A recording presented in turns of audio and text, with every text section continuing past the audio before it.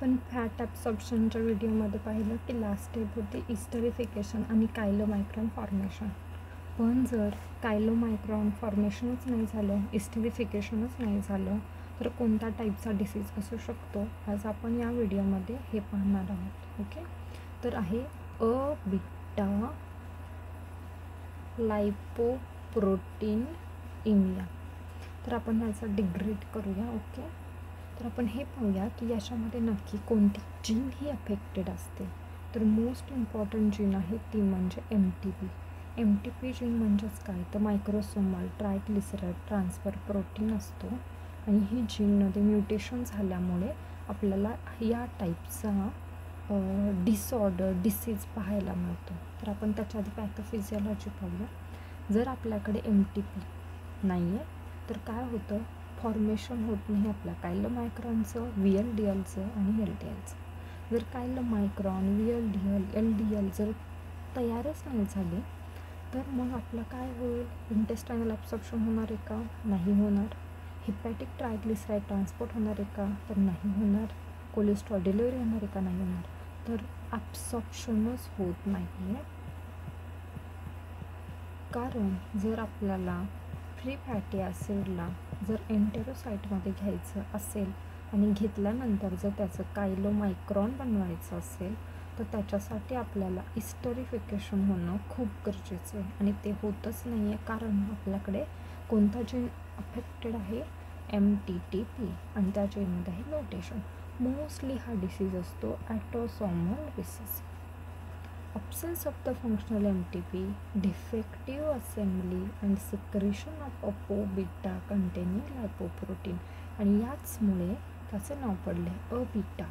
म्हणजे अपोबीटा लायपोप्रोटीनेमिया. लायपोप्रोटीनेमिया means blood. Okay, आता जर आपलं फॅटच ॲब्सॉर्ब होत नाही आहे तर काय होईल, फॅट माल ॲब्सॉर्प्शन होणार आहे आपल्याकडे. फॅट ॲब्सॉर्बच होत नाही आहे तर ऑफकोर्स फॅट्स होणार, माल ॲब्सॉर्प्शन. आणि आपण हे पण पाहिलं, अजून काय होऊ शकतं, तर कोलेस्ट्रॉलिमिया. पण हे पण पाहिलं की कोलेस्ट्रॉलची डिलिव्हरी होत नाही आहे, त्याच्यामुळे कोलेस्ट्रॉलिमियासुद्धा कमी होतं, त्याच्यामुळे हायपोकोलेस्ट्रेमिया. आणि फॅट नाही आहे म्हणजेच फॅटमध्ये जे ॲब्सॉर्ब केले जातात ते विटॅमिन्ससुद्धा डिफिशियन्सी होणार आहे. तर आपण पाहूया की या 3 गोष्टींमुळे आपल्याला कोणते क्लिनिकल मॅनिफेस्टेशन्स दिसतात. तर इन्फन्सीमध्ये किंवा इन्फंटमध्ये आपण पाहतो फॅटचं मॅलअब्सॉर्प्शन नाही झालं आहे, म्हणजेच तो फॅट कुठे सापडणार आपल्याला, डायरियामध्ये. म्हणजेच काय झालं, स्टियाटोरिया. जर पेशंटला जर विटॅमिन्सच नाही भेटत आहे तर त्याचे काय होणार, फेल्यू टू थ्राईव्ह, म्हणजे त्याची वाढ नीट होणार नाही आहे. ओके, जर त्याला डायरिया असेल तर कसं असणार, ॲबडॉमिनल डिस्टेन्शन दिसणार आहे, प्लसमध्ये बेबीला वॉमिटिंगसुद्धा असू शकते. हे झाले बेबीसाठी. न्यूरोलॉजिकल जर आपण विचार केला तर विटॅमिन्सची कमी आहे, त्याच्यामुळे अटॅक्सिया, हायपरप्लेक्सिया आणि मोस्ट इम्पॉर्टंट आहे रेटायनायटिस पिगमेंटोसा. त्याच्यामुळे विजन लॉस पण होऊ शकतो. विटॅमिन ईची डिफिशियन्सी असते, त्याच्यामुळे पेरिफेरल न्यूरोपॅथी पण आपल्याला दिसून येते. मस्क्युलोस्केलेटलमध्ये मोस्टली मसल विकनेस असणार आहे, कारण विटॅमिन D नाही आहे, विटॅमिन E नाही आहे. अकॅन्थॉसिससुद्धा आपल्याला पाहायला मिळतो.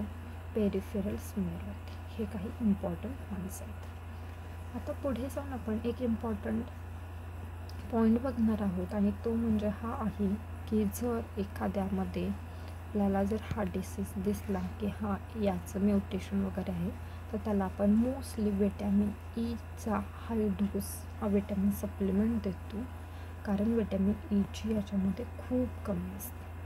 आणि आपण जर बायोप्सी केली तर आपल्याला याच्यामध्ये दिसून येतं की हा खरंच हा डिसीज आहे.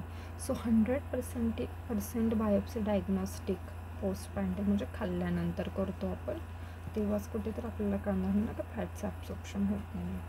तर हा क्वेश्चन इम्पॉर्टंट आहे की 100% बायोप्सी डायग्नॉस्टिक हा अबीटा लायपोप्रोटीनेमियामध्ये असतो.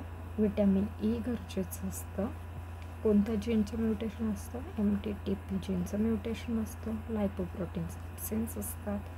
कायलोमायक्रॉन LDL हे बनत नाहीत. पेरिफेरल स्मेअरवरती अकॅन्थोसायटोसिस असतो. मेन्स्टे विटॅमिन जर कोणतं द्यायचं असेल तर आपण विटॅमिन ई देतो, कारण त्याच्यामुळे अटॅक्स अँड न्यूरोपॅथी आपल्याला नको असतं. ट्रीटमेंटमध्ये आपण विटॅमिन ई आणि MCT ऑइल देतो. MCT ऑइल म्हणजेच काय आहे तर मेडियम चैन ट्रायग्लिसराइड्स. हे का देतो? कारण त्याला पॅनक्रियाटिक लायपेजची गरज लागत नाही डिग्रेड व्हायला, आणि ते इझिली डिग्रेड होऊन जातात. तर हा एक आपण डिसीज पाहिलेला आहे की जर इस्टरिफिकेशन जर नाही झालं, कायलोमायक्रॉन फॉर्मेशन जर नाही झालं तर आपल्याला काय भेटतं? तर हे काही इम्पॉर्टंट पॉईंट्स आहेत. Vitamin E, 100% biopsy diagnostic, MTTP gene mutation, acanthocytosis on the peripheral side. Thank you.